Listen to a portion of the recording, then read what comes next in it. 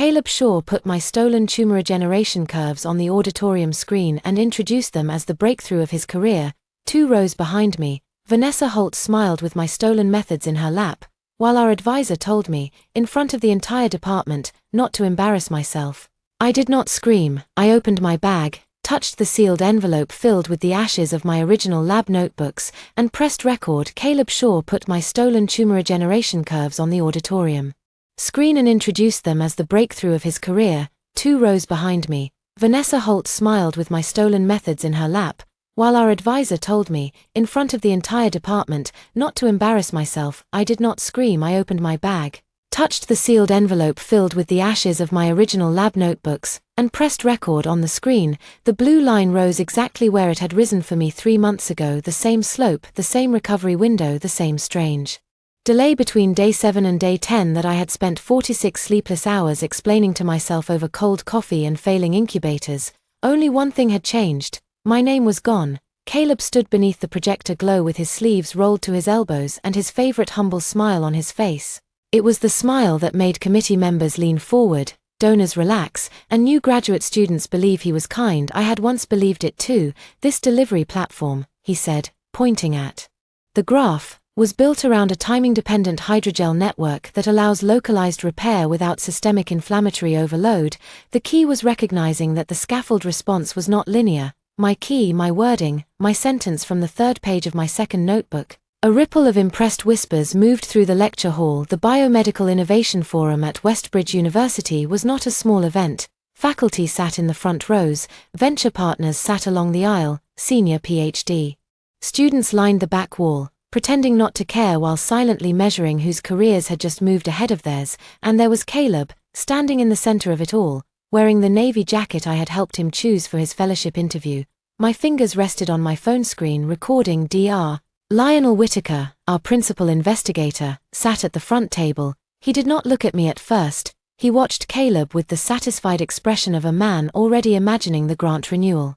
Then Caleb clicked to the next slide. My microscopy images appeared. I heard someone behind me whisper, "Damn, Shaw's going to Nature Biomedical if this holds." Vanessa gave a soft laugh. I turned my head just enough to see her. She was beautiful in the polished way expensive women were beautiful: smooth blonde hair, pale pink nails, cream silk blouse, a gold pen resting between 2 fingers. She had joined our lab as a postdoc 6 months ago, but she had never run my scaffold protocol correctly. She left the boring overnight checks to graduate students and still spoke in meetings as if she had invented discipline. Her eyes met mine. She knew the same way she had known in my first life. Only in my first life, I had not known until it was too late. Caleb continued, "I'd like to thank Dr. Whitaker for believing in the translational potential of this project, and Dr. Holt for her insight into the animal model design." Dr. Holt. Vanessa lowered her lashes modestly. No one clapped yet, not until the end. But the room shifted, that subtle academic shift, the one that happens when people decide they are watching the beginning of a famous paper. I sat still. My old self would have stood up. My old self would have said, "That's mine." My old self would have looked desperate, and Caleb would have looked wounded. And Dr. Whitaker would have sighed as if dealing with an emotional woman unable to separate personal rejection from professional disappointment. I knew because I had lived it in my first life. I had confronted him in the middle of his talk. My voice had shaken. Caleb had looked at me with sad patience. "Maya," he had said, "we talked about this. You helped with some early runs, but the project evolved. Some early runs, that was what he called 2 years of my life." Then Vanessa had tilted her head and said, "Is she okay?" People remembered that question, not Caleb's theft, not my shaking hands, her soft little question, "Is she okay?" After that, every truth I told sounded like a symptom. This time, I let him finish. Caleb clicked through the slides. He described my hydrogel ratios. He used my animal data. He repeated my phrase recovery without rebound inflammation like he had not read it from my handwriting. Every theft entered my recording. Every lie gave itself a timestamp. When the final slide appeared, the room burst into applause. Caleb bowed his head slightly. "Practiced and perfect." "Questions?" Dr. Whitaker asked. A professor from oncology raised her hand. "Beautiful work. Can you clarify who performed the longitudinal tissue imaging? The resolution is unusually consistent." Caleb smiled. "That was done in-house. I handled the imaging pipeline." My throat tightened. He had never learned the imaging pipeline. He used to call me from home and say, "Maya, I'm locked out of the analysis folder again. Can you just run it? I'll owe you dinner. I had run it, I had written the scripts, I had believed dinner meant affection. A donor in a grey suit asked, is the raw dataset ready for review? This seems fundable. Absolutely. Caleb said, absolutely. My phone kept recording. Dr. Whitaker finally glanced back at me, his eyes narrowed. He knew I should have been part of that answer. He knew enough to know Caleb was overstating, but he also knew the room liked Caleb.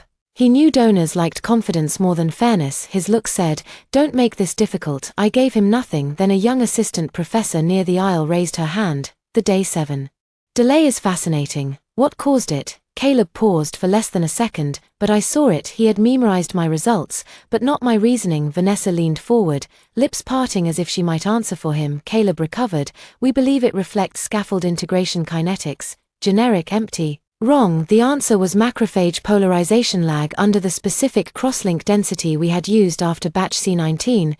The day 7 delay disappeared if the polymer sat out longer than 12 minutes.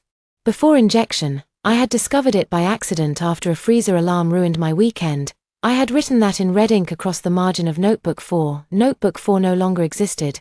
Not physically. Caleb did not know that yet. The session ended with another round of applause. People gathered around him immediately. Dr. Whitaker shook his hand. Vanessa touched his arm. I packed my notebook, my laptop, and my phone. I stood. Caleb saw me then. For one brief moment, the charming mask slipped. His eyes searched my face for damage. He wanted tears. Rage, a public scene, something he could use. I smiled, not warmly, not enough for anyone else to notice, just enough for him. His mouth tightened. I walked toward the exit. Maya, Dr. Whitaker's voice cut across the aisle. Several heads turned. I stopped. He stood beside the front table. One hand flat over Caleb's printed abstract. A word. Caleb lowered his eyes, pretending discomfort. Vanessa watched as if waiting for theater. I walked down the steps toward them. The auditorium smelled of coffee. Carpet, an ambition. Dr. Whitaker kept his voice low, but not low enough. Men like him never realized how well silence carried. I know this may have been uncomfortable, he said. Uncomfortable, I repeated. Caleb sighed. Maya, please don't do this here. I looked at him. Do what? His face softened for the audience around us. Turn collaboration into conflict. There it was, the first move. Make theft sound like misunderstanding. Make my anger sound like immaturity. Vanessa stepped closer. We all respect your contributions. Maya, do you? I asked. Her smile thinned. Dr. Whitaker's jaw flexed. You were involved in preliminary work. Caleb took the project forward. That happens in labs, does it? You know how authorship works. I do. Caleb's eyes flickered. I had said it too calmly. He preferred me wounded. Wounded women were easy to frame. He lowered his voice. Maya, I was going to talk to you tonight. In my first life, that sentence would have cracked me open. Tonight he had used that word like a promise for years. Tonight we'll celebrate. Tonight I'll explain. Tonight I'll tell Whitaker how much you did. Tonight had always been the room where Caleb stored every lie he did not want to answer in daylight. I said, no need. He blinked. Dr. Whitaker looked between us. Good. Then we can all behave professionally. Of course, I said. Caleb reached for my elbow. I stepped back before he touched me. His hand hung in the air, a small thing. Almost nothing, but Vanessa noticed. Dr. Whitaker noticed. Caleb noticed most of all. I said, congratulations on the breakthrough. Caleb stared at me. I left before he could answer. The hallway outside the auditorium was bright and cold. Posters lined the walls. Awards, symposium photos.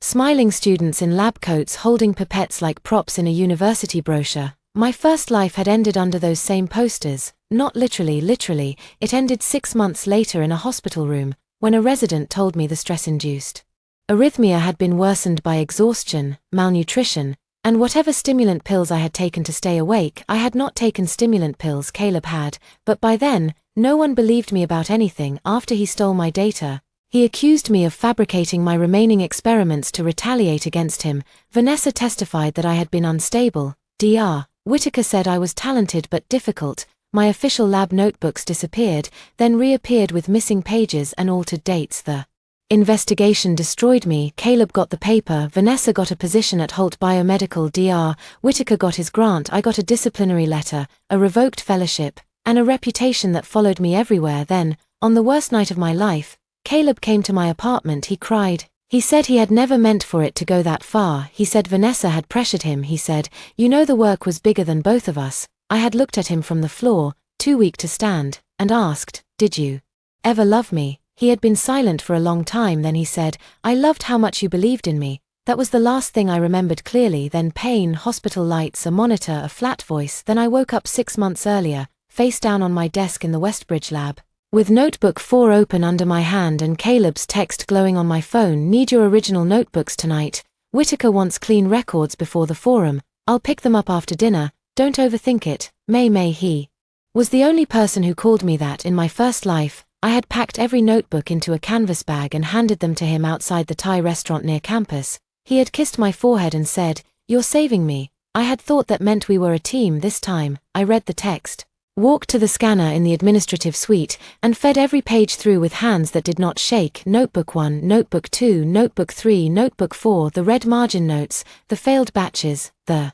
coffee stains, the sample labels, the cross-link timing, the ugly first sketches, the pages where Caleb's name appeared only in places like Caleb forgot freezer transfer again and CS, contaminated plate D. I scanned them all. Then I uploaded the files to the University Electronic Lab notebook system under my own ID. I submitted a record lock request. I emailed the timestamped archive to myself, Elena the lab manager, and the General Research Data Office inbox. Then I printed the confirmation receipt. Only after that did I take the physical notebooks to the basement shredding room. The shredder was industrial, loud, and indifferent. Page by page, my old life disappeared. The machine chewed through the ink Caleb had planned to steal. I kept the ashes, not because I needed them as evidence, because I needed to remember that paper could burn and truth could still survive. Now, after Caleb's stolen presentation, I walked back to the lab with that sealed envelope in my bag. The lab was quiet. Most people were still at the reception, eating cheese cubes and praising brilliance. I unlocked Bay 3, my bench waited under the fluorescent lights. It looked ordinary: a rack of pipette tips, a bottle of ethanol, a half-filled waste container, blue tape with my name written in black marker, Maya Chen. In my first life, someone had peeled that tape off after I was suspended. I put my bag down, then I opened my laptop and began a new file: forum presentation incident, date, time, attendees, statements. I typed everything while it was fresh: Caleb's claims, Dr. Whitaker's comments, Vanessa's phrasing, the questions he failed to answer. Then I attached the recording. I did not send it yet. A door opened behind me. I knew his footsteps before he spoke. "Caleb." "Maya," he said softly. I kept typing. He closed the door. Bad choice in my first life. A closed door had meant intimacy, secrets. His shoulder brushing mine as we looked at data together. His voice low enough to make me feel chosen. Now it meant no witnesses. I clicked save. "What was that?" he asked. I turned in my chair. "Your talk. You know what I mean." "I don't." His face changed. Without the audience, Caleb's sadness sharpened into irritation. "You congratulated me like a stranger. You presented like one." His nostrils flared. "I was going to add your name." "Were you?" "Of course. Where?" He opened his mouth. No answer. I leaned back. Acknowledgements, supplement, emotional support. His eyes flashed. "Don't be cruel." That almost made me laugh. Cruel. He stole 2 years of my work and called my accuracy cruelty.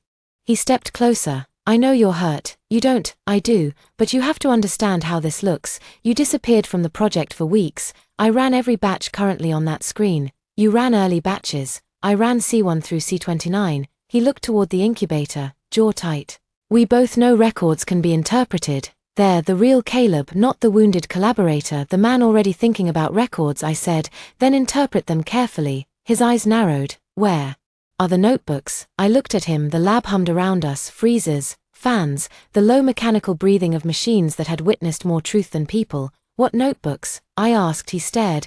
"Don't play games. Your project evolved, didn't it, Maya? My preliminary involvement should not matter." He stepped close enough that I smelled his cedar cologne. I used to love that smell. Now it made my stomach remember humiliation. "You are angry," he said. "I get it, but if you do something reckless, you won't just hurt me, you'll hurt the lab." "The lab," I said. "Whitaker is already concerned about your attitude. I'm sure. You need to think long term." "I am." His gaze dropped to my locked drawer. In my first life, the notebooks had been there until the night I gave them to him. This time, the drawer held only gloves, labels, and a blank composition book I had bought at the campus store that morning. Caleb moved toward it. I stood. "Don't." He froze. "You don't get to open my drawer." His mouth tightened. "We share materials. We don't share my records. We're collaborators." "No," I said. "We were convenient to each other. That's not the same thing." Something ugly passed across his face. "You're making a mistake." "Then let me make it." He stared at me for several seconds, then he smiled, small, cold. "I tried to handle this kindly. A younger version of me would have asked what that meant. This version already knew. He would report me first, he would frame the story. Before I could, he would tell Whitaker I was unstable, possessive, angry about authorship, and withholding original lab records. I said, anything else? Caleb looked at me as if seeing a stranger wearing my face, then he turned and left. I waited until his footsteps faded, then I exhaled. My hands were shaking now, not from fear, from restraint. I had not won anything yet. Destroying the notebooks had only changed the board. Caleb still had charm, Vanessa still had connections, Dr. Whitaker still had power. The institution still preferred quiet theft to noisy truth. But for the first time across 2 lives, Caleb had reached for my work and found empty air. My phone buzzed, unknown number. I knew before I opened it. A photo appeared, my old record drawer, open, empty, then Caleb's message, where are they? I typed back one word, gone. The reply came almost immediately, what did you do? I looked at the sealed envelope in my bag. The ashes felt heavier than paper ever had. I wrote nothing. 3 dots appeared. Disappeared, appeared again, then Maya, if you destroyed original lab records, you have no idea what you've done. I locked my phone outside the lab. Someone dropped a tray. Laughter rose from the reception hall, bright and careless. Inside my chest, something old and obedient finally went quiet. Caleb thought I had destroyed the only proof that the work was mine. He did not understand. I had destroyed the only proof he knew how to steal, and by midnight, he would start to panic. Caleb reported me at 8:12 the next morning. Not officially, not yet. He was too smart to begin with paperwork. Paperwork left tracks, and Caleb preferred whispers. He started with concern by 8:30. 3 people had asked whether I was okay by 8:47. A second-year student named Priya avoided my eyes while retrieving media from the cold room by 9:05. Dr. Whitaker summoned me to his office. His office always smelled of burnt espresso and old paper. Awards filled one wall, framed journal covers filled another. In the center, behind his heavy desk, Dr. Whitaker sat with Caleb standing beside him like a son prepared to forgive a disappointing parent. Vanessa occupied the chair by the window. Of course she did. She wore white again. She liked looking innocent in rooms where she planned damage. Maya, Dr. Whitaker said, sit down. I'll stand. Caleb's mouth twitched. Dr. Whitaker removed his glasses. This is not an interrogation. Then that makes standing fine. Vanessa glanced down, hiding a smile. Dr. Whitaker sighed. Caleb has brought a serious concern to my attention, I'm sure. Maya, Caleb said softly, please don't make this worse. I looked at him. For whom? His eyes hardened, then softened again when Dr. Whitaker turned. He was good in my first life. That softness had ruined me. He could make cruelty look like pain. He could make ambition look like duty. He could stand over a body and ask why the floor was bleeding on him. Dr. Whitaker folded his hands. Where are your original project notebooks? Which project? His brow lowered. Don't be evasive. The scaffold recovery project includes several stages. Some are mine, some are lab-wide, some Caleb presented yesterday as his own. I want to answer precisely. Vanessa spoke for the first time. That sounds defensive. I turned to her. That sounds observant. Her face cooled. Dr. Whitaker tapped a pen on his desk. The paper records for the early hydrogel scaffold experiments. Caleb says they were stored in your drawer and are no longer there. They are no longer there. Caleb inhaled sharply. A performance. Dr. Whitaker leaned back. Where are they? Digitized and archived. A brief silence. Caleb blinked. He had expected denial, or tears, or an admission he could twist. Not that. Dr. Whitaker's pen stopped moving. Archived where? In the University Electronic Lab notebook system. Locked under my user ID with record retention confirmation. The Research Data Office received a copy 6 months ago. Caleb went still. Vanessa's eyes moved to him. 6 months ago, that was the point in this life. 6 months had passed since I woke up. In the official record, I had scanned and archived my notebooks long before Caleb's presentation, long before his complaint, long before anyone could call it retaliation. Dr. Whitaker frowned.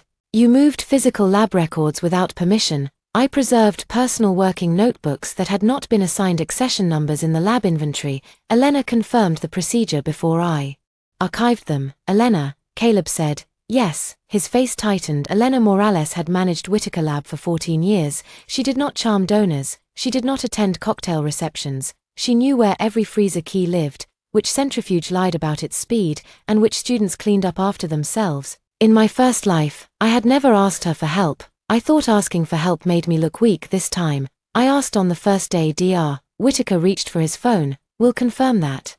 Please do. Caleb stepped forward.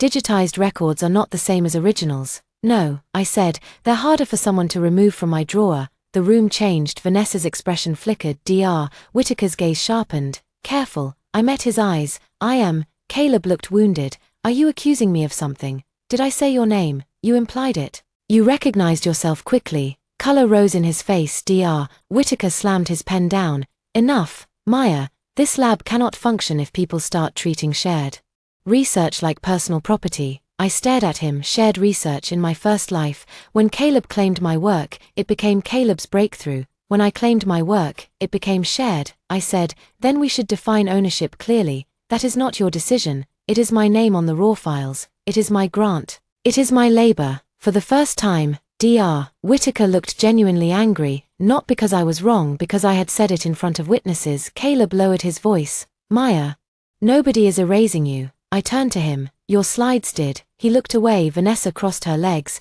Maybe yesterday was not the perfect venue to list every technical contributor. Funny, I said, it was the perfect venue to list you. Her lips parted. Dr. Whitaker stood. This conversation is over for now. Maya, you will provide access to all archived materials related to the scaffold project by 5 p.m. No, the word landed flat. All three of them stared. Dr. Whitaker's face darkened. Excuse me. I will provide access through the proper channel after the authorship dispute is documented. Caleb laughed once, incredulous. Authorship dispute? Yes, you're really doing this. I should have done it earlier. Dr. Whitaker said, Maya, you are a doctoral candidate in my lab. I am aware. You do not dictate terms. No, I said, policy does. I took one printed document from my folder and placed it on his desk. University Research Record Preservation and Dispute Procedure.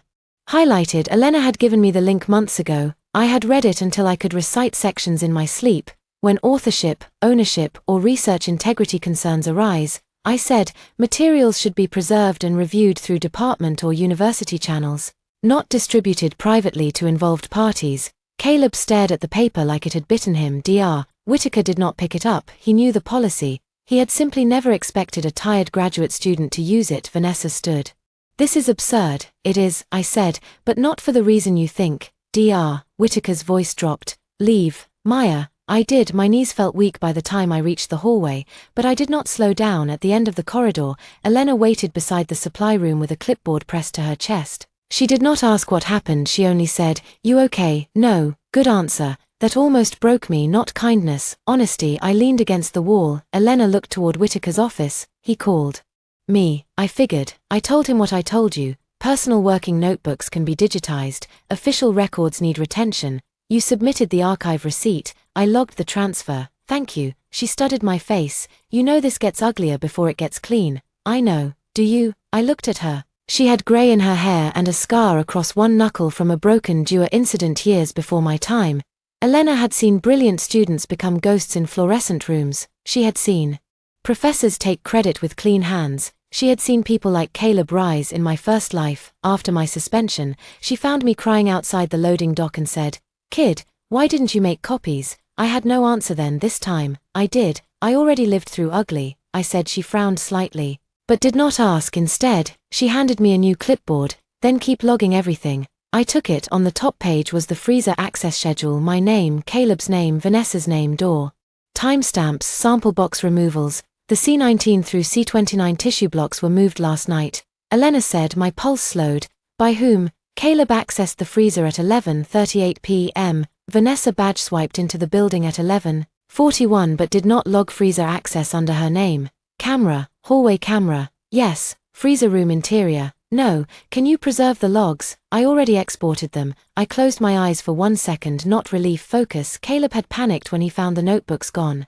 So he went for samples. In my first life, he had used my notebooks to align his stolen data. This time, without the physical notebooks, he needed raw material to rebuild credibility, but he did not know the samples had changed. 3 months after my rebirth, I began labeling duplicate control sets with a second internal marker, not falsification, not deception in the data, a sample tracking layer, approved in my own archive notes after a contamination scare. Batch C23 had a microtag in the metadata. Batch C24 had a tissue orientation note only I knew how to decode. Batch C26 had been excluded from final analysis because Caleb contaminated it with warmed media and then lied. If he used the stolen samples blindly, his story would fracture. Elena's eyes narrowed. You expected this. I hoped he would be smarter. He isn't smart. He's entitled. Different disease. I almost smiled, then my phone buzzed. Caleb, can we talk without lawyers and policies? Just us. I stared at the words. Just us. There had never been a just us. There had been me doing labor and him turning gratitude into intimacy,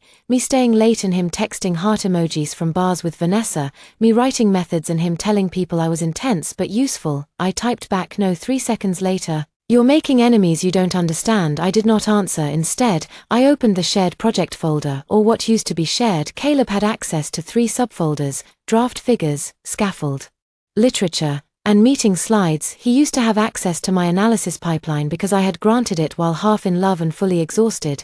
Not anymore. I clicked permissions, removed Caleb Shaw, removed Vanessa Holt, removed General Lab Group. Then I created a new folder, authorship dispute record. I uploaded the forum recording, the incident notes, the archive receipt, the freezer logs Elena had exported, and a short statement. At 10:22 a.m., I sent the dispute notice to the department graduate chair, Research Data Office, and myself. My finger hovered over Dr. Whitaker's email. Then I added him too. No private warnings, no emotional pleas, no begging powerful men to be fair in rooms without witnesses. Send. The lab door opened. Priya stepped in, saw me, and froze. Sorry, she said quickly. I can come back, it's fine. She crossed to the media fridge. Her hands moved too fast. In my first life, Priya had testified that I seemed angry and unstable. I hated her for months. Later, I realized she had been a second-year student terrified of Whitaker and Caleb. She told the truth as far as she understood it. She had seen my breakdown. She had not seen what caused it this time. I said, Priya. She turned slowly. If anyone asks you what happened yesterday, say only what you personally saw. Her eyes widened. I don't want you to take sides. I said, I don't want gossip. Just don't let anyone put words in your mouth. She swallowed. Caleb said you deleted shared files. I removed access to disputed materials. The files are preserved. Oh, I could see the difference. Land deleted sounded unstable, preserved sounded procedural. Language was one of Caleb's weapons. I was learning to sharpen my own. Priya nodded. Okay. After she left, I returned to my bench for 4 hours. I did what I should have done months before. I stopped sacrificing. I cancelled Caleb's access to the imaging calendar under my booking. I removed my credit card from the reagent order he had asked me to temporarily cover. I printed the Venmo history showing 9 months of shared dinner charges that were actually late-night lab takeout for him and Vanessa. I changed the passcode on my apartment door, because Caleb still had the old one. I turned off my shared location. That one hurt, not because I wanted him to know where I was, because for 2 years, I had mistaken surveillance for closeness. Caleb used to say, I worry when you walk home late. So I shared my location, then he used it to know when I was away from my desk. I sat very still after turning it off. My phone buzzed within 5 minutes. Why can't I see your location? I almost laughed. Almost. Then came another. Maya, then this is childish. Then I'm coming over tonight. I wrote, no, you are not. He replied, you don't get to end every conversation because you're upset. I stared at the message until the words lost shape. In my first life, I let him into my apartment that night. He held me. He cried. He said he was under pressure. He said Vanessa was just strategic. He said if I loved science, if I loved him, I would not destroy both over credit. Then he slept in my bed, woke before dawn, and took the backup drive from my desk. This time, my apartment lock had already been changed. My backup drive was in a safe deposit box across town. And Caleb was about to learn that my love had been more useful to him than my hate would ever be. At 5:03 p.m., Research Integrity acknowledged my dispute. At 5:41 p.m., Dr. Whitaker sent a lab-wide email, effective immediately. All scaffold project materials are under internal review. Do not remove, alter, duplicate, or distribute any related data, samples, slides, or written records. Good. He was trying to control the blast radius.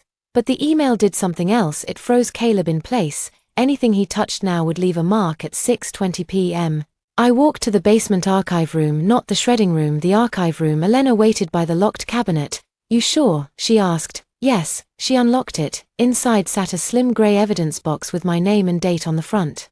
Maya Chen, personal working notebook archive, digitized, physical remnants destroyed after certification. Witnessed by Elena Morales. I opened the box. The sealed envelope lay inside. Beside it was the chain of custody form and a USB drive containing read-only scans. Elena had insisted on the envelope. People like Whitaker understand documents, she had said. People like Caleb understand drama, give both something to fear. Now I signed the access log and removed the box. Where are you taking it? Elena asked. Home. Don't keep it at home. I'm not. I'm taking it to the notary. Her mouth curved. You learned fast. No, I said. I learned late. That evening, I sat in a public notary office between a man refinancing a condo and a woman certifying immigration forms. The clerk barely looked at my face as she stamped copies of my archive receipt, my research dispute notice, and my statement of physical notebook destruction after digital preservation. Ordinary bureaucracy, beautiful bureaucracy. Every stamp sounded like a door locking behind Caleb. When I stepped outside, the sky was bruised purple over campus. Caleb waited by the curb. Of course he did. He leaned against his car, hair messy, tie loosened,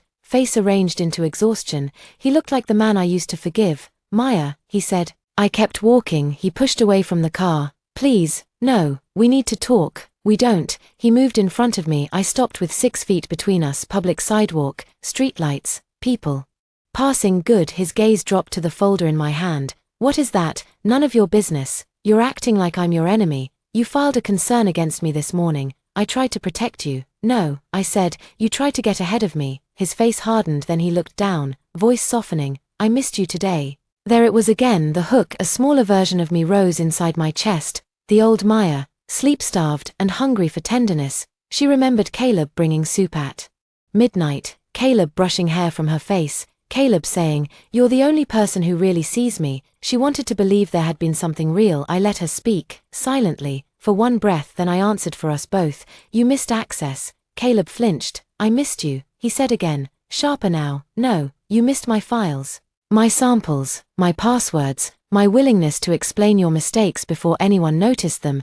His jaw clenched. That's not fair. Neither was your slide deck. A couple walking past slowed, then kept going. Caleb noticed and lowered his voice. Do you want to ruin me? I looked at him. In my first life, that question would have crushed me. I would have said no. I would have rushed to comfort him. I would have mistaken his fear of consequences for proof that he still had a conscience. This time, I said, I want the record corrected. That's the same thing. No, I said, it only feels the same to you because you built your version on my silence. He stared at me for a moment. The mask fell completely. I saw the fury underneath. Not heartbreak, not regret, fury that the tool had spoken. You think you're safe because you scanned some notebooks, he said. I did not answer. You destroyed originals. Maya, do you understand how bad that looks? Once research integrity hears that, they already know. His mouth stopped. I told them before you did. The sidewalk noise seemed to dim. Caleb's eyes searched mine. What exactly did you send? What I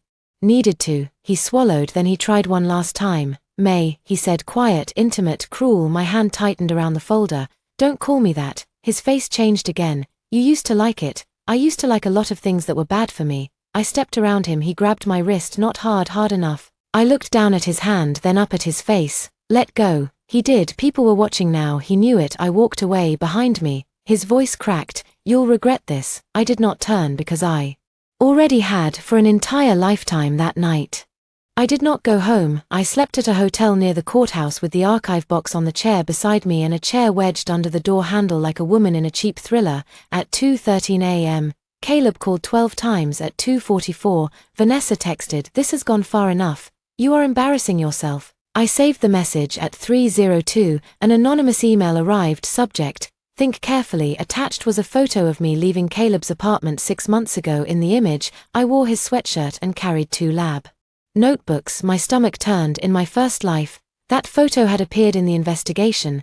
Caleb used it to imply I had taken records from him after a personal dispute. This time, I smiled, because I knew something Caleb did not. The notebooks in that photo were not the originals, they were the bait. 3 months after rebirth, when Caleb started asking too many questions, I created a duplicate set of selected notes, accurate enough to tempt him, incomplete enough to betray him. I inserted one deliberate structural error into the polymer ratio on a page he would absolutely photograph because it looked important. Not a false result, a trap in the stolen map. If Caleb used it, his data reconstruction would produce a contradiction no honest scientist would make. I downloaded the anonymous email, saved the headers, forwarded it to Research Integrity, then I lay back on the hotel bed and stared at the ceiling. My heart pounded. I was not fearless. Anyone who says revenge makes you fearless has never had to fight someone everyone else finds charming. I was afraid every minute. But fear was no longer driving. At 8:01 the next morning, an official email arrived from Research Integrity.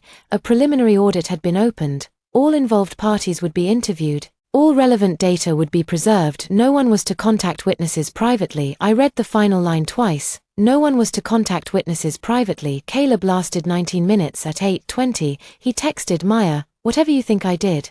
"You're wrong." At 8:23, "Please don't make me defend myself." At 8:25, "If I go down, I won't go alone." I took screenshots, then I blocked him. For the first time in 2 lives, Caleb Shaw could no longer reach me whenever panic taught him my value, and somewhere across campus, I knew he was looking at an empty drawer, a frozen audit notice, a stolen bait file, and the ashes of a plan he thought was perfect. Research Integrity worked out of the oldest building on campus. No glass walls, no donor plaques, no inspirational quotes about innovation, just beige carpet, locked file cabinets, and conference rooms where brilliant people learned that ambition did not erase timestamps. I arrived 12 minutes early. Caleb was already there. Of course he was. He sat near the window in a charcoal suit, hands clasped, face pale but composed. Vanessa sat beside him with a leather portfolio on her lap. Dr. Whitaker stood near the coffee table, reading something on his phone with the furious concentration of a man watching his grant renewal develop teeth. No one spoke when I entered. That silence was new in my first life. Caleb had greeted me with sad eyes and a soft Maya. "I wish you hadn't forced this." Dr. Whitaker had sighed. Vanessa had looked bored. I had sat down feeling already convicted this time. I took the chair across from Caleb. I placed my folder on the table, then I looked at the wall clock, not at him. The investigator entered at 9:00 exactly. Dr. Marisol Reed, Research Integrity Officer, late 40s, silver-streaked hair, reading glasses on a chain, a face that seemed designed by nature to disappoint liars. Beside her came a legal counsel from the university and a young data specialist carrying a laptop. Dr. Reed sat at the head of the table. "Thank you for coming," she said. "This is a preliminary fact-finding meeting regarding the scaffold recovery project in Whitaker Lab. This is not a disciplinary hearing. It may become one." Caleb's throat moved. Dr. Reed continued, "All parties were instructed not to contact witnesses or each other regarding the substance of this matter. If anyone has violated that instruction, disclose it now." I opened my folder and slid forward a printed stack. Caleb stared at it. Dr. Reed looked at me. "MS. Chen. Text from Caleb Shaw after the notice. Text from Dr. Holt. Anonymous email with attachment. Full headers included." Vanessa's head snapped toward Caleb. Caleb said, "I was trying to de-escalate." Dr. Reed looked at the first page. "By writing, 'If I go down, I won't go alone.'" His face flushed. "That was taken out of context. It is a text message." Dr. Reed said, "Its context is the messages above and below it." The legal counsel made a note. "A small thing, a beautiful thing." Dr. Reed looked at Vanessa. "Did you contact Ms. Chen after receiving the preservation instruction?" Vanessa lifted her chin. "I sent one message before I fully understood the scope. You are a postdoctoral fellow. You understood the words 'do not contact.'" Vanessa's mouth closed. Dr. Reed turned to Dr. Whitaker. "We will begin with project history." Caleb leaned forward. "I can explain that, I'm sure." Dr. Reed said, "You will each explain." For the next hour, Caleb built his version of the world. He was careful, very careful. He said the scaffold project began as a broad lab initiative. He said I had contributed early technical support. He said he and Vanessa had refined the translational direction. He said my recent behavior reflected personal disappointment because our private relationship had become complicated. There it was, the infection under the bandage. Private relationship, not love, not partnership, not betrayal, a tool to make my claim emotional. Dr. Reed looked up. "What was the nature of the private relationship?" Caleb hesitated. Vanessa's fingers tightened on her pen. "We were close," Caleb said. "There were feelings involved. I almost admired the cowardice." Feelings involved, like feelings had entered the room alone. "And stolen data." Dr. Reed looked at me. "Ms. Chen," I said, "Caleb and I had an undefined personal relationship. He used intimacy to access my time, files, apartment, and work. I am not claiming authorship because of that relationship. I am claiming authorship because I performed the experiments, generated the raw data, wrote the analysis code, and archived the records." Dr. Reed nodded once, not sympathy, understanding. That was enough. The data specialist projected a file tree onto the wall. "Project folder access history," she said. "We pulled logs from the university server. Ms. Chen created the original analysis folder on February 2 last year. Mr. Shaw was granted access by Ms. Chen on March 14, Dr. Holt was granted access by Mr. Shaw on September 9.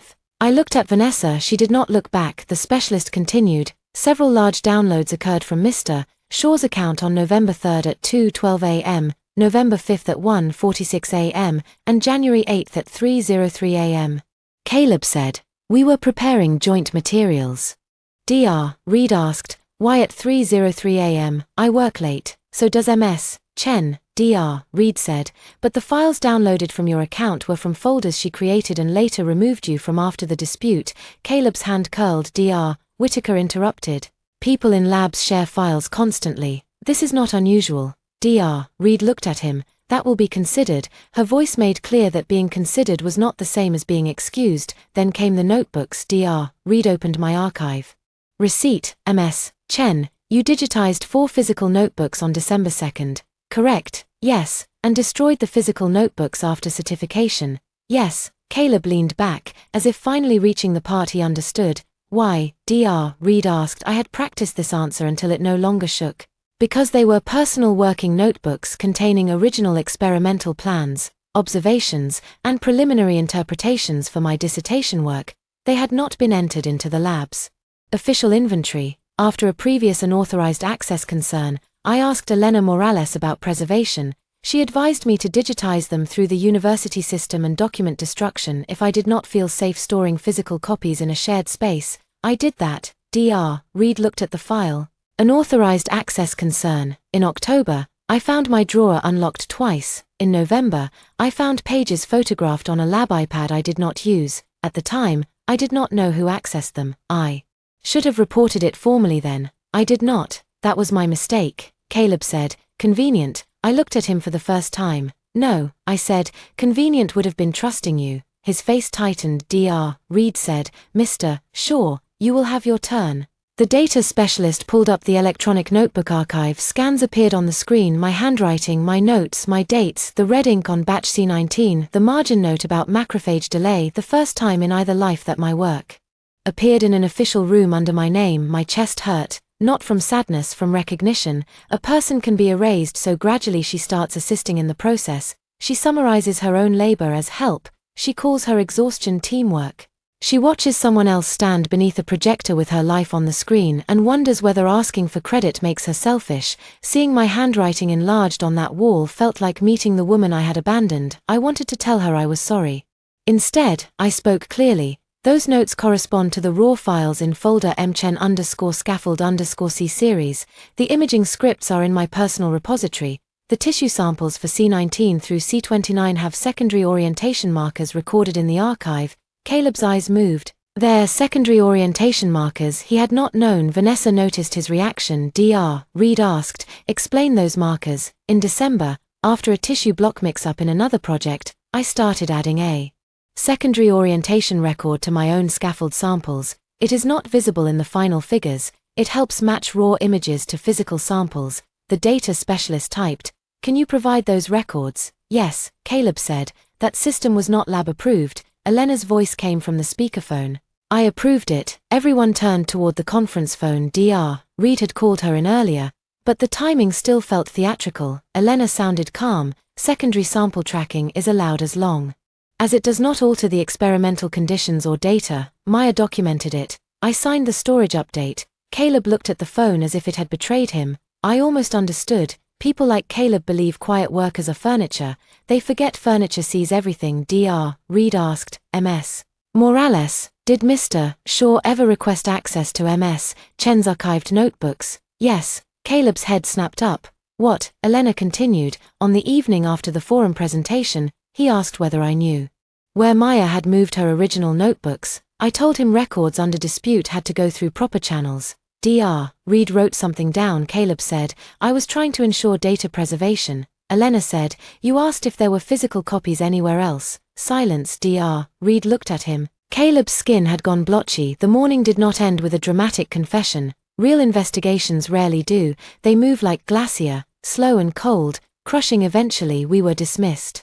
Separately, I left first in the hallway. My legs nearly gave out. I reached for the wall. A vending machine hummed beside me. Someone had taped a crooked sign to it. "Card reader broken, ordinary life." Still happening, I breathed in out, then I walked to the cell culture room. Because revenge did not pause the experiment schedule at noon, I checked my cells at 1, I fed the cultures at 2, I documented every plate at 3, I found Caleb waiting outside the cold room. He had changed out of his suit. In jeans and a grey sweater, he looked younger, almost like the man from before, the one who used to sit on the floor with me during freezer alarms and split protein bars when neither of us had eaten. Maya, he said. I turned around. He glanced at the hallway camera, smart enough not to step closer. I know you're recording everything now. I don't need to record this. There's a camera. Pain crossed his face. Practiced or real, I could not tell anymore. You're treating me like a criminal. Ah. You won. He closed his eyes. I made mistakes. No, mistakes are when you mislabel a tube. You built a strategy. His voice dropped. Vanessa pushed the forum submission. Whitaker wanted a clean lead author. I thought if the project got attention, I could add you later. You thought I would do what I always did. Clean your mess quietly. I thought you loved the work enough to protect it. That one landed not because it was true, because in my first life, it had worked. Caleb knew exactly where to place the knife. Love the work, protect the project. Don't let your ego hurt the science, I said. The work does not need to be protected from truth. His expression twisted. Truth? You destroyed notebooks, after preserving them. You keep saying that like it saves you. It does. No, he said. It makes you look calculated. I am. He stared. I stepped closer, still outside arm's reach. You mistook exhausted for weak. You mistook generous for stupid. You mistook love for consent. That was calculated too. His breathing changed. You loved me, he said. Yes. His face softened. I finished. That is not evidence in your favor. He flinched as if slapped for a second. I saw something real, not remorse, maybe grief, maybe only fear wearing grief's coat. Then Vanessa's voice cut across the hall. Caleb. She stood near the elevator, phone in hand. Her eyes moved between us, possessive, angry, afraid. I understood then that she was not simply his collaborator, she was the person he had chosen when choosing had professional benefits. In my first life, I found out from a photo after the investigation began. Caleb and Vanessa at a resort conference, his hand on her waist, her mouth against his cheek. He told me it was networking. I believed him because disbelief would have required me to admit how much of myself I had already given away this time. I looked at her and said, "Come get your co-author." Her face flushed. "You're enjoying this?" "No," I said, "I'm documenting it." I walked into the cold room and shut the door. The cold hit my skin. Racks of samples stood in metal boxes, each labeled, each traceable if someone cared enough to trace. I pulled box C, empty slot C23 was missing. My pulse sharpened. Elena's logs had shown Caleb accessed the freezer. I expected movement, but seeing the empty slot still filled my mouth with metal. I checked the backup location. C24 missing, C26 missing. Of course, the exact batches from the bait notes. I photographed the box, logged the missing slots. Then I checked the sign-out sheet, blank. Caleb had taken samples without signing them out, a violation by itself, a bigger one if he used them after preservation notice. I walked straight to Elena's office. She looked at the photos. "Idiot," she said. "Entitled." I corrected. "Same lab family." We preserved the freezer logs, the blank sign-out sheet, and the sample inventory. Then I asked for one more thing, the animal facility transfer records. Elena paused. "You think they tried to rerun?" "I think they had to. Without my notebooks, Caleb could not answer mechanism questions. Without clean samples, his stolen paper would be vulnerable. He needed fresh data fast. Rerunning would expose him, because he did not know the timing constraint, the 12-minute polymer window. If he let the polymer sit too long before injection, the day 7 delay vanished, the curve changed, the entire mechanism collapsed. Elena logged into the animal facility system. Their emergency booking submitted by Vanessa Holt. Approved by Dr. Whitaker. Protocol title, Scaffold Replication Series. Start date, yesterday. My vision narrowed. Dr. Whitaker was not simply passive now, he was helping them repair the theft. Elena swore under her breath. I took screenshots. "Send it," she said, "to research integrity, to everyone." I did at 4:15. Dr. Reed replied, "Please preserve all related communications. A formal hold is now in effect." Formal hold. The glacier moved at 5:30. Priya found me in the microscopy room. She hovered near the door with a folded paper in her hand. "Maya," I looked up from the console. "What's wrong?" She swallowed. "Caleb asked me to say you were in the cold room last night." I went still. "Were you?" "No, I know. I mean, I didn't see you." He said, "Maybe I forgot." "What did you say?" I said I wouldn't say something I didn't see. The paper trembled in her hand. He got angry. I stood slowly. Did he threaten you? Not exactly. He said funding decisions happen soon and people remember who helps the lab. Old anger rose in me, not hot, steady. I held out my hand. Is that his note? She gave me the paper, not handwritten. Caleb was too careful. A printed schedule with highlighted times and a sticky note. Check if you remember Maya entering cold room after 10 p.m. Important for lab safety report. See, important for lab safety report. Language again, I said. Priya, do you want to forward this to research integrity yourself, or do you want me to include your statement? Her eyes filled. I don't want to be involved. I know. I just want to do my work. I know. That was how people like Caleb survived. They made truth expensive for people who had nothing to gain by telling it, I said. Then write one sentence. Only one. I did not see Maya Chen enter the cold room after 10 p.m. and I was asked to consider whether I remembered it. Send it to yourself. Timestamp it. You don't have to send it to anyone else unless asked. She breathed out shakily. Okay. And Priya, she looked at me. Don't meet with him alone. Her face went pale. She nodded after she left. I sat in the dark microscopy room with only the monitor lighting my hands. Caleb was escalating. He could not find the notebooks. He had taken samples. He had tried to influence a witness. He had Vanessa rerunning experiments. Dr. Whitaker had approved it. The theft was no longer a secret. It was becoming a conspiracy. I should have felt triumphant. Instead, I felt tired down to the bone. Not the old helpless tired, a different kind. The fatigue of holding a line while people tried to convince you the line was violence. My inbox chimed. An email from an unknown external address. Subject, manuscript submission confirmation. For one insane second, I thought it was spam. Then I opened it. Dear Dr. Sure. Thank you for submitting your manuscript, Injectable Timing-Dependent Scaffold System for Localized Regenerative Recovery, to the Journal of Translational Biomaterials. Caleb had submitted the paper with my title, my mechanism, my figures, my work, authors, Caleb Shaw, Vanessa Holt, Lionel Whitaker, no Maya Chen. He had done it after the preservation notice. He had done it while under audit. He had done it because men like Caleb confuse consequences with deadlines.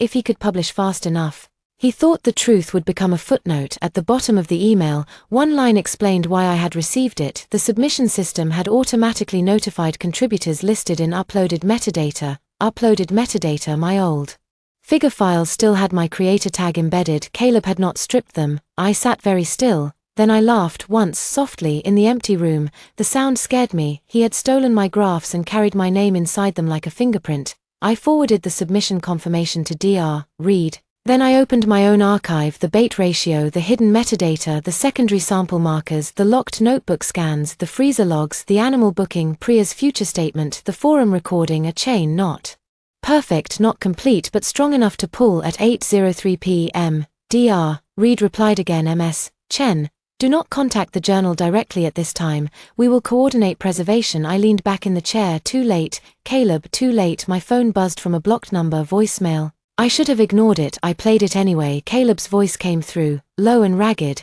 Maya, you need to call me. Vanessa is freaking out. Whitaker is asking questions. The journal sent something weird. I don't know what you did to the files, but if you planted something, that's misconduct. Do you hear me? That's misconduct. A pause, then softer. May, please, we can still fix this. We can say it was a misunderstanding. I can add your name, second author, maybe co-first if you calm down. Another pause, then the mask cracked. You don't get to burn my life because I was better at presenting your work than you were. There it was, the truth, not hidden, not dressed. I saved the voicemail, then I turned off my phone. Outside, the campus had gone dark. Inside the microscopy room, my stolen graph glowed on the screen. My name was gone from the manuscript, but it was still buried in the file. Caleb had wanted my notebooks. He had wanted the originals because originals gave him the power to rearrange history. But ashes do not lie, and digital ghosts, if preserved properly, do not stay buried. The journal editor joined the video call from London. The Foundation representative joined from Boston. Dr. Reed sat at the head of the conference table. Dr. Whitaker looked 10 years older. Caleb looked like he had slept in his suit. Vanessa did not look at anyone. I sat alone on the opposite side with my laptop open, my hands folded, and my entire former life organized into labeled folders.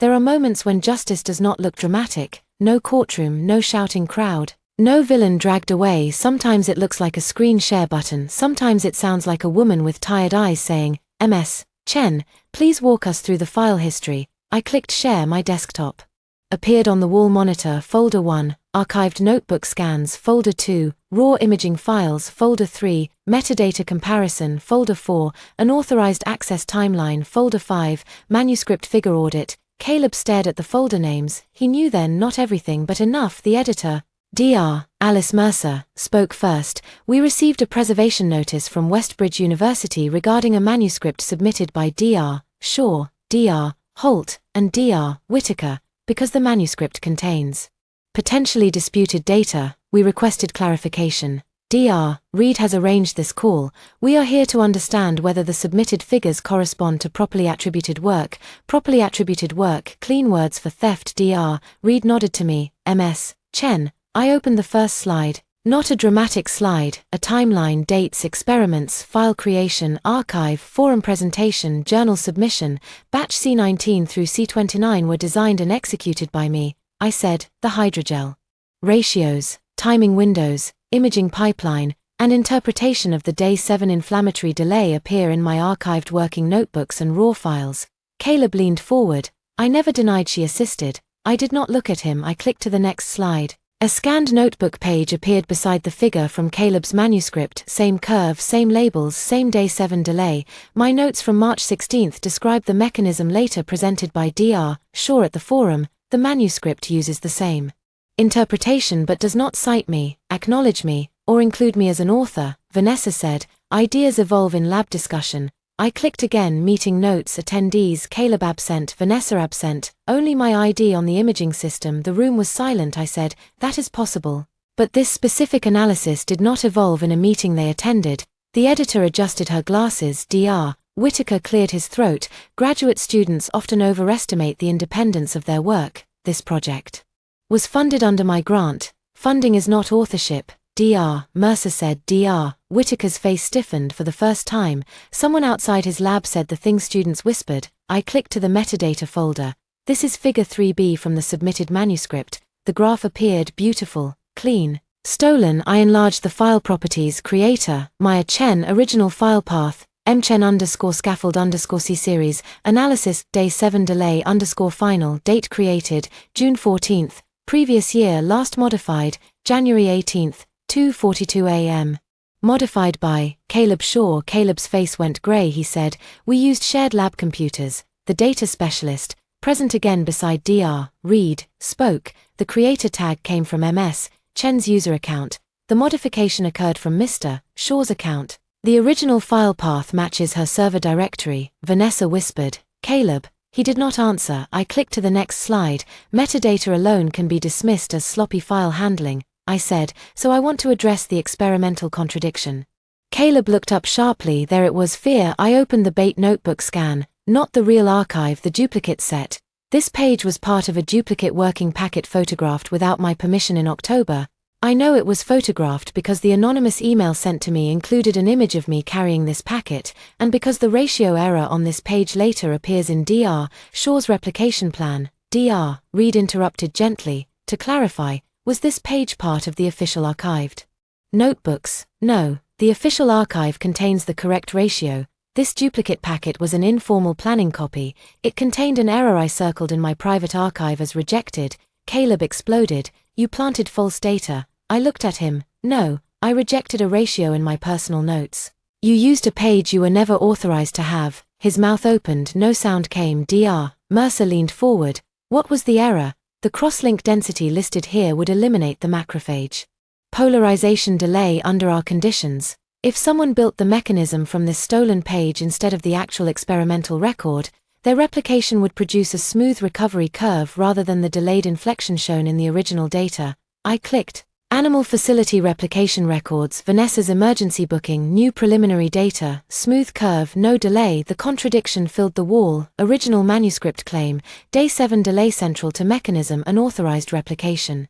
Using stolen bait ratio, no day 7 delay. Submitted discussion section, copied from my correct notes replication plan, based on stolen rejected ratio, a story that could not be true all at once. Dr. Reed asked. Dr. Holt, did you conduct this replication? Vanessa's face had lost all color. Yes, she said. Caleb turned toward her. Under whose direction? Dr. Reed asked. Vanessa's lips pressed together. Caleb said, we all discussed. Dr. Holt. Dr. Reed said. Vanessa looked at the screen, then at Caleb, something passed between them, a relationship ending, a survival calculation beginning. Caleb gave me the packet, she said. The room froze. Caleb stood halfway. Vanessa, she flinched, then kept speaking. He said Maya had made copies for him when they were still working together. He said she was trying to hold the originals hostage because she was upset about him ending things with her. I let the words hit me. Ending things in his version, even betrayal became his decision. Dr. Reed asked. Did you ever confirm with Ms. Chen that she authorized use of those notes? Vanessa swallowed. No. Did you know Ms. Chen was not listed on the manuscript? Vanessa looked down. Yes. Did you question that? No answer. Dr. Mercer's expression cooled further. Dr. Whitaker closed his eyes. Caleb sat back down slowly. Maya manipulated this, he said. His voice shook. She wanted this to happen. She made a fake packet. I finally looked at him. You stole it. You knew I would. Yes, that single word changed the room, not against me, against him. Because Caleb had no way to be angry at my expectation without admitting it was accurate. His face twisted. You set a trap. I locked my door, I said. You broke in and blamed the lock. Dr. Reed said. Ms. Chen, did you distribute the duplicate packet to Mr. Shaw or Dr. Holt? No. Did you instruct anyone to use the rejected ratio? No. Was the rejected ratio included in your official archive? No. The official archive includes the corrected protocol and explains why earlier ratios were excluded. The data specialist confirmed it. Dr. Mercer took notes. The Foundation representative, a quiet man named Paul Singh, spoke for the first time. Dr. Shaw, at the forum, you were asked about the Day 7 delay. Your answer was scaffold integration kinetics. That does not appear to match Ms. Chen's archived explanation. Caleb's lips parted. He looked at Dr. Whitaker. Dr. Whitaker did not help him. Power is loyal only while loyalty is profitable. Caleb tried again. I simplified for a mixed audience. I opened the forum recording. His voice filled the room. We believe it reflects scaffold integration kinetics.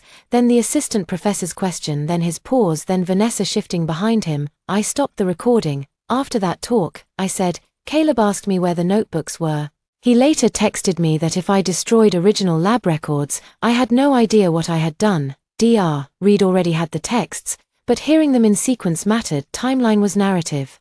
Narrative was power. Caleb whispered. You recorded me. I recorded myself being erased. He looked as if he hated me then, not because I lied, because I had learned. The meeting lasted 3 hours. By the end, the journal placed the manuscript under ethical hold. The Foundation suspended consideration of Caleb's fellowship presentation.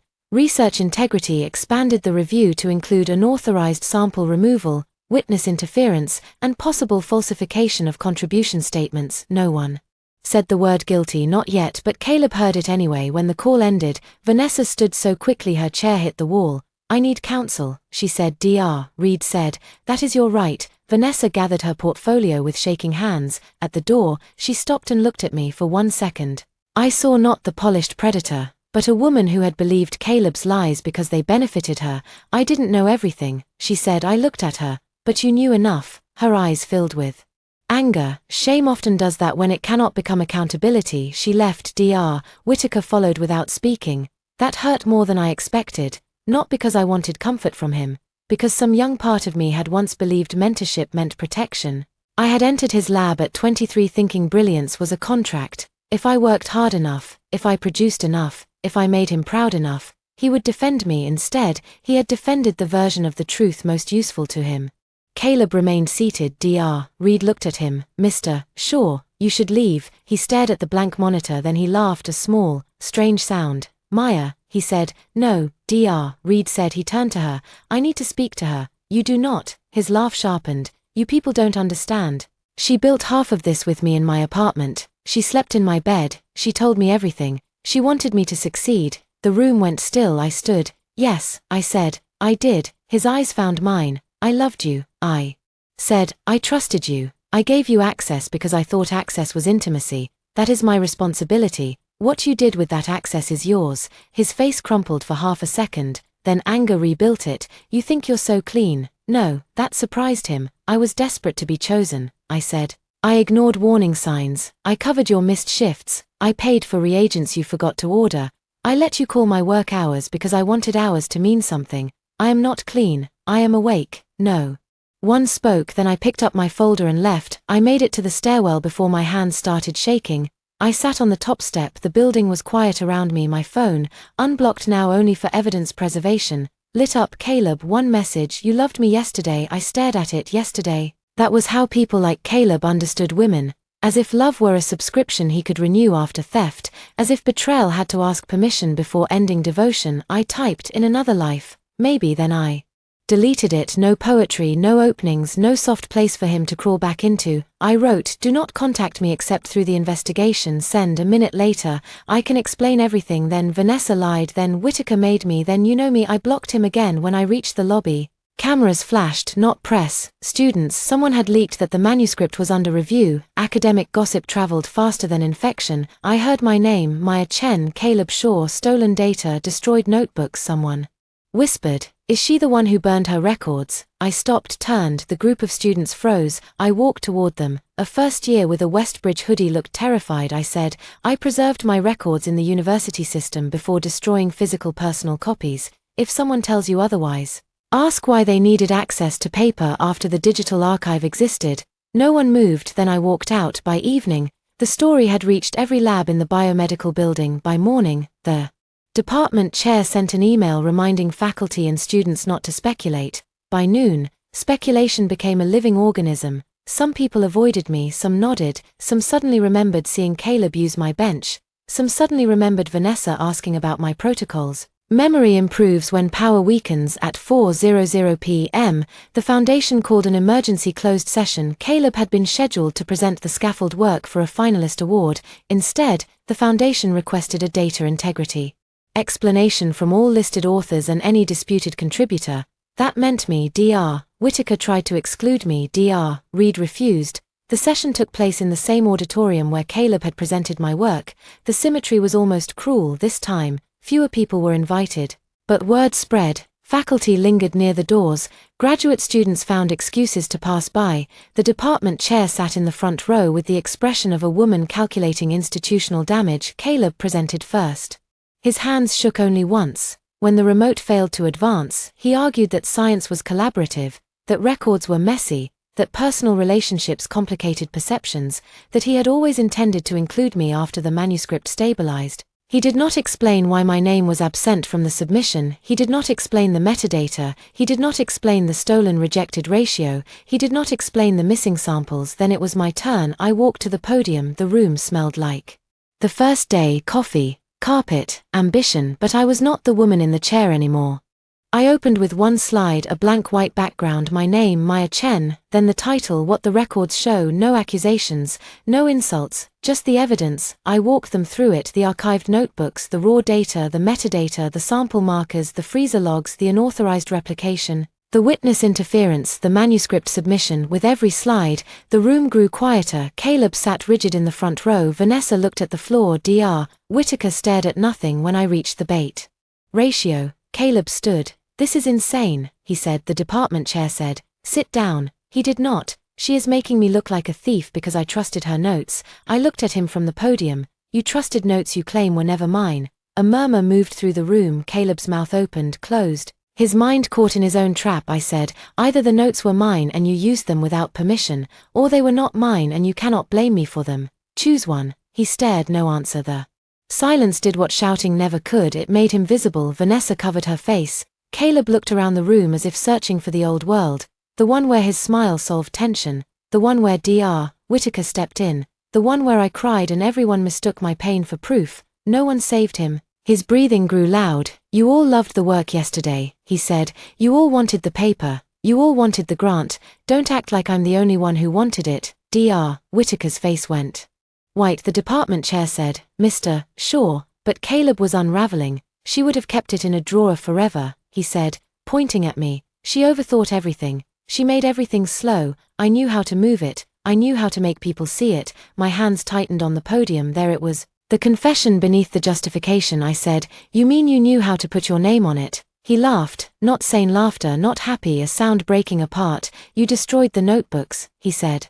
You destroyed them because you knew I needed them. Yes, I said. The room stopped breathing. I destroyed the physical notebooks after preserving them. I continued, because I knew you would steal whatever you could touch. His face collapsed. For one moment, everyone saw the shape of the story, not a misunderstanding, Not a romance gone sour, not a difficult woman making noise, a woman who knew the thief would return, and removed the weapon before he arrived. Caleb lunged toward the podium not far.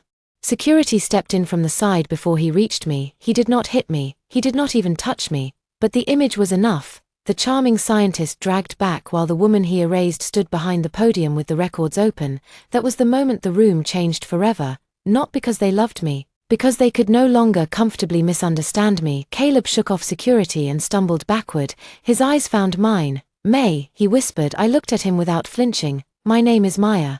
He lowered his head. The foundation session ended immediately after. Outside, rain had started. I stood under the building awning, watching water break against the pavement behind me. The doors opened. Caleb stepped out alone. Security stood inside, watching. He looked ruined for a dangerous second.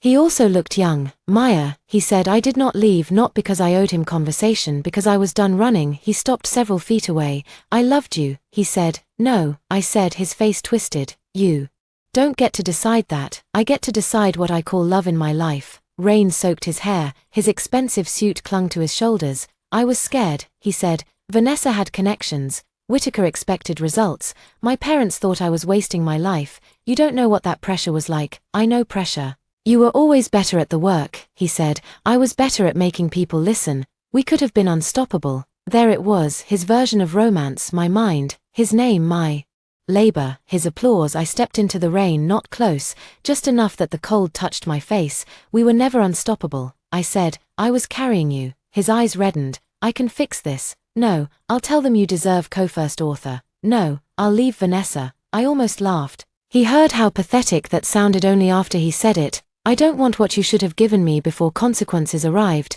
I said. He reached into his pocket and pulled out something small, a key, my old apartment key. He held it out like an apology. "I kept it," he said. "I changed the lock." His hand dropped. That, more than anything, seemed to break him. Not the investigation, not the journal, not the public collapse. The lock, the knowledge that there was no door left where he could enter without permission. He whispered, "What happened to you?" I looked at him. "I came back." He did not understand. He never would. I walked away in the rain. Behind me, Caleb said my name once, only once. This time, I did not turn. The final hearing took place 3 weeks later. By then, the story had been stripped of rumor and rebuilt into documents. The journal had rejected the manuscript and issued an ethics notice to the university. The foundation had removed Caleb from finalist consideration. Vanessa had hired counsel, then decided counsel was less useful than cooperation. Dr. Whitaker had taken medical leave. That fooled no one, and I had learned that vindication does not feel like fireworks, it feels like waking up tired and realizing you still have emails to answer. The hearing room was larger than before. University counsel sat along one side. Research integrity occupied the front. The department chair was present, so was the graduate dean. Caleb sat at the far end of the table. He had lost weight, his hair was unwashed. His eyes moved too quickly. He kept tapping 2 fingers against his knee, the same rhythm he used when waiting for gels to run. Vanessa sat separately from him. That distance told its own story. Dr. Whitaker appeared by video. His face filled a wall monitor, pale and carefully neutral. I sat with my folder closed. I did not need to perform anymore. The record could speak. Dr. Reed began. "This hearing concerns allegations of unauthorized data use, improper authorship exclusion, removal of preserved research materials, attempted witness influence, and submission of disputed data to an external journal during an active preservation hold." Caleb stared at the table. His lawyer, a sharp woman in a black blazer, kept one hand over a legal pad. Vanessa's counsel whispered to her. Dr. Reed summarized the findings. The archived notebooks were validly preserved before physical destruction. My raw data predated Caleb's modified figures. My metadata appeared in the submitted manuscript. Caleb removed samples without logging them. Vanessa conducted replication using materials supplied by Caleb after the dispute began. Dr. Whitaker approved the emergency replication without notifying research integrity. Priya had submitted her one-sentence statement. Elena's logs matched my timeline. The anonymous email had been traced to a campus guest network login associated with Vanessa's device. Vanessa closed her eyes when that was read. Caleb finally looked up. "At no point," Dr. Reed said, "did Mr. Shaw provide credible evidence that Ms. Chen authorized use of her archived notes, raw figures, or analysis pipeline for a manuscript excluding her as an author." Silence, beautiful silence, the kind that does not ask a woman to soften the truth so others can survive hearing it, Caleb's lawyer spoke. My client maintains that the collaborative environment of Whitaker Lab created ambiguity around ownership. Dr. Reed nodded. Ambiguity does not explain metadata removal attempts, sample removal without sign-out, or witness contact after preservation notice. The lawyer's mouth tightened. Vanessa's counsel stood next. Dr. Holt acknowledges poor judgment in relying on Mr. Shaw's representations and failing to verify Ms. Chen's consent. Poor judgment, a phrase expensive enough to avoid saying greed. Vanessa looked at me then, not with apology, with resentment. She would tell herself she had been misled. Maybe she had been, in part, but she had enjoyed the misleading while it pointed toward prestige. Dr. Whitaker's turn came through the monitor. He spoke slowly, as if reading from a script vetted by 3 offices. I regret that authorship discussions in my lab were not handled with sufficient clarity. Ms. Chen's contributions were substantial and should have been formally reviewed before any external presentation or submission. Substantial, not brilliant, not central. Substantial. Even now, he rationed truth like grant money. The department chair asked, Dr. Whitaker, did you approve Dr. Holt's emergency replication after receiving notice of a preservation review? His jaw tightened. I approved continuation of related work. That is not what I asked. A long pause. Yes, he said. Caleb made a small sound. Dr. Whitaker did not look at him. Through the screen, that was the final abandonment. Caleb had mistaken being useful for being protected. I recognized the mistake. I had made my own version. Dr. Reed turned to him. Mr. Shaw, you may make a statement. Caleb's lawyer touched his arm. He ignored her. He stood for one moment. The old Caleb appeared, straight spine, lifted chin, voice soft enough to invite sympathy. I never intended to erase Maya. My body went cold. He continued. I made decisions under pressure. I thought the project needed momentum. I thought I could correct authorship later. I understand now that I mishandled things. Mishandled. He made theft sound like dropping glassware. His eyes found mine. I also want to say that my personal relationship with Maya affected my judgment. I cared about her deeply. I still do. I hope that one day she can understand that none of this was meant to hurt her. There it was, his last defense, not evidence, emotion, a final attempt to drag me into the center of his guilt and make my forgiveness part of the resolution. Dr. Reed looked at me. Ms. Chen, you are not required to respond, but you may. I stood. My knees did not shake. Not this time. Caleb did not accidentally exclude me. I said, he presented my work without my name. He submitted my figures without my consent. He took samples after a preservation notice. He contacted witnesses. He used our personal relationship to frame my objection as heartbreak. Caleb's face crumpled. I kept going. I did care about him. That is true, but caring about someone does not transfer ownership of your labor. Trust is not a blank authorization. Love is not a data-sharing agreement. No one moved. I looked at Dr. Whitaker's face on the screen, and mentorship is not ownership either. His eyes lowered. I turned back to the panel. I am not asking this university to punish Caleb because he hurt me. I am asking you to correct the record because he stole my work. Then I sat down. That was all. No tears, no speech about destiny, no demand for suffering, just the record. The panel recessed for 40 minutes. I waited in the hallway alone. Elena arrived with 2 vending machine coffees and handed me one. It tastes like wet cardboard, she said. Perfect. We drank in silence. After a while, she said, you did good. I stared at the paper cup. In my first year, I thought if I worked hard enough, nobody could take it from me. Elena snorted. Hard work is not a lock. Documentation is a lock. I know that now. You shouldn't have had to learn it like this. No. She leaned against the wall beside me. What will you do after? I looked down the hallway. Posters, awards, fluorescent lights, the old world. I'm leaving Whitaker Lab. She nodded like she had expected that. Transfer, maybe. Dr. Nair offered to sponsor my project under the Regenerative Systems Group if the university approves data transfer. Good lab, strict. Good, Elena said. You need strict. Kind is optional, ethical is not. I smiled for the first time that day. The hearing resumed. The decision was read in formal language. Caleb Shaw was found responsible for research misconduct related to unauthorized use and misrepresentation of data, improper authorship exclusion, and violation of preservation instructions. His doctoral candidacy would be terminated pending appeal, his fellowship nomination withdrawn, his manuscript barred from resubmission in its current form. A notice would be sent to relevant journals and funding bodies. Vanessa Holt was found responsible for failure to verify authorization, improper use of disputed materials, and violation of preservation protocols. Her postdoctoral appointment would not be renewed. Holt Biomedical would be notified of the ethics findings because of conflict disclosures tied to her family company Dr. Whitaker would be removed as sole supervisor of the scaffold project pending administrative review, his lab's data practices would be audited, my project would be transferred under independent oversight, my authorship and ownership of the original scaffold timing mechanism were formally recognized, my fellowship would be reinstated, my disciplinary record remained clean, that word nearly undid me, not victorious, clean across 2 lives, after all the dirt they tried to bury me under.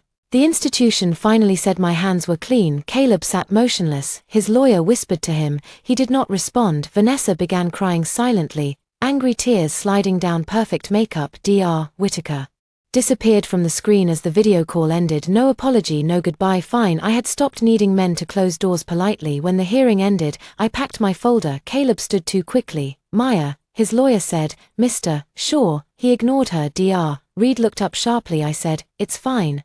It was not fine, but I wanted this finished. Caleb followed me into the hallway, stopping only when Elena stepped out of her office and folded her arms. He looked at her, then at me. I lost everything, he said. I studied his face. The old Maya would have felt responsible for that sentence.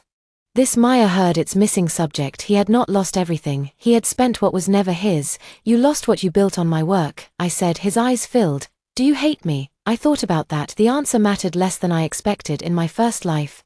Hatred had kept me tied to him almost as tightly as love. I had replayed every conversation, every touch, every lie, until he lived rent-free in the ruins of my mind. This time, I wanted space more than revenge. No, I said. Hope flashed in his face. I killed it gently. I am done measuring my life by you. His mouth trembled. I can appeal, he said. I can fight this, then fight the record. You could say I contributed more. I won't. You could say the relationship confused things. It didn't confuse you when you removed my name. He flinched, then anger came. Fast, ugly. You think Nez Lab will protect you. You think people won't call you difficult. You burned your notebooks. You trapped me. You made everyone afraid of you. I let him finish, then I said, good. He stared. Let them be afraid to steal from me. Elena made a sound that might have been a laugh. Caleb looked at her, humiliated, then back at me. You're not the person I loved. No, I said, she died. His face went white. I did not explain. I did not owe him the story of my first life. He had already lived his role in it. I walked past him. He did not follow that afternoon. I cleaned out my bench in Whitaker Lab. No dramatic music, no audience, just cardboard boxes and dust in the drawer corners. I packed my pipettes, my printed protocols, my mug, my spare sweater, and the tiny plastic dinosaur Priya had once put on my incubator as a joke after I worked 36 hours straight. I removed the blue tape from the bench. Maya Chen, for a moment, I held it. In my first life, someone else had peeled it off after I was suspended. This time, I did it myself, not erased, moved. Priya appeared at the doorway. I heard, she said. Everyone heard. She smiled nervously. Yeah, she stepped inside and held out a small box of pipette tips. You always forget these. I do not. You absolutely do. I took them. Thank you. She hesitated. I'm sorry I didn't say more earlier. Before everything, you said enough when it mattered. Her eyes shone. After she left, Vanessa came in. I did not expect that. She looked less polished. No silk blouse, no perfect lipstick. Just a woman standing in a lab she no longer owned. I'm not here to fight, she said. Then why are you here? She swallowed. Caleb told me you were unstable, that you clung to him, that you were brilliant but impossible. He said you would destroy the work if you didn't take control. I closed my box, and you believed him because it gave you what you wanted. Her face tightened. Yes, she said after a moment. The honesty surprised me, not enough to soften me but enough to let silence stand. She looked around the lab. My father's company withdrew my transition offer.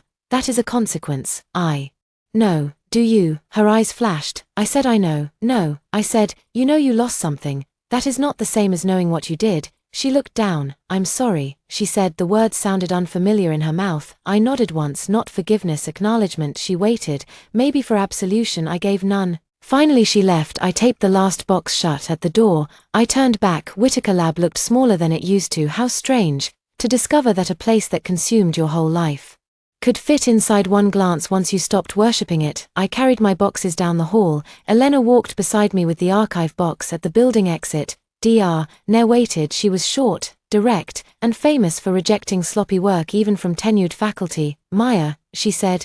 I reviewed the transfer approval. Your project can move Monday. Thank you. I am not easy to work for, I know. I will not let you hide behind trauma if your data are messy. I don't want that. Good, I also will not let anyone touch your data without written permission. My throat tightened. That, I said, I do want. She nodded. Then welcome. No grand rescue, no prince, just a door opening because I had carried my own evidence to it. On Monday morning, I entered a new lab. The benches were cleaner, the labels stricter, the people quieter. Dr. Ne handed me a tablet, electronic lab notebook. She said, you start fresh, everything time-stamped, everything backed up, everything yours until you formally share it. I took the tablet, the blank page glowed, project title, author, date. My fingers hovered over the keyboard for a second.